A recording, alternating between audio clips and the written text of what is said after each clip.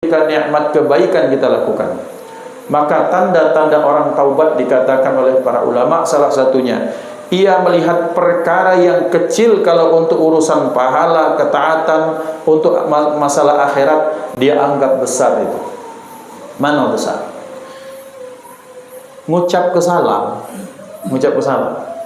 bagi orang yang taubatnya diterima Allah, bagi orang yang memang disayang Allah, ngucap salam assalamualaikum itu berkah luar biasa bagi dia. Ngapo? Karena Ustaz 30 tahun aku hidup di dunia dak kalau ngucap salam Ustaz.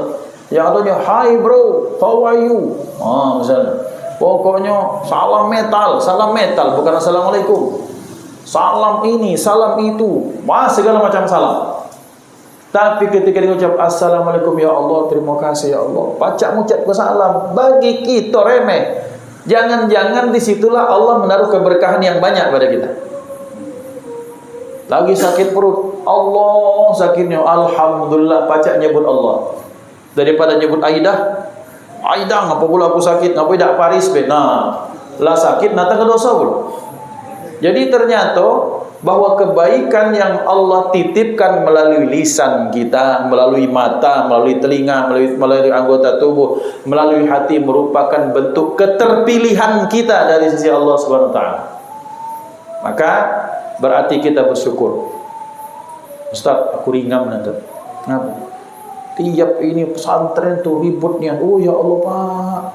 Coba sekarang kita nih tiba-tiba melayang, Allah pindahkan kita nyuruh jin Ifrit atau jin siapa, 1000 jin ini dipindahkan, tiba-tiba kita tinggal di benua Antartika situ, di kutub utara, kutub selatan.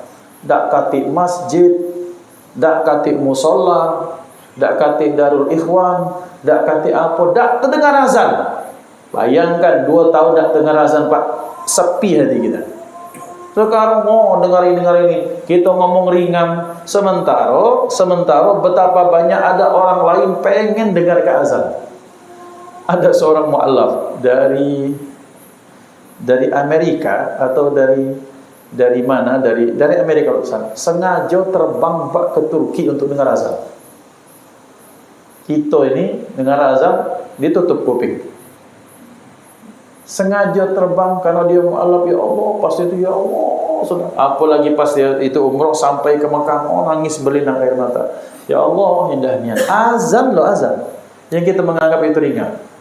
Sementara setiap hari kita disuguhkan telinga kita dengan azan, dengan solawat, dengan burda, dengan pengajian, dengan apa. Maka kita ucapkan alhamdulillah. Kita tak tahu ternyata jangan-jangan dengan pendengaran-pendengaran yang baik itulah azab yang berputar-putar di pucuk kepala kita Allah pindahkan ke tempat lain dengan berkah kalimah thayyibah yang berkeliling melilingi kita itu.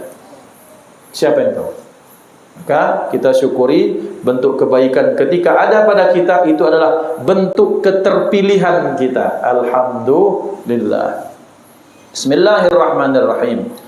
Al-babul awwalu, bab yang pertama pada menyatakan fadilatu tilawatil Quran.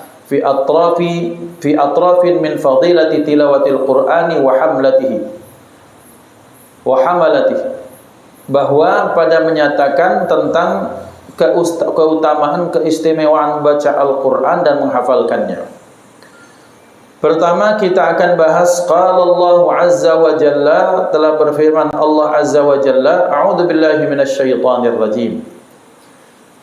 Innal ladzina yatluna kitaballahi wa aqamus salata wa anfaqu mimma razaqnahum sirran wa alaniyatan yarjuna tijaratan lan tabur liwafiyahum ujurahum wa yazidahum min fadlih innahu ghafurun syakur. Sesungguhnya orang-orang yang terus membaca kitab Allah. Pertama ditulis, dicantumkan Allah dalam urutan pertama. Sesungguhnya orang-orang yang senantiasa membaca kitab Allah, yaitu Al-Quran.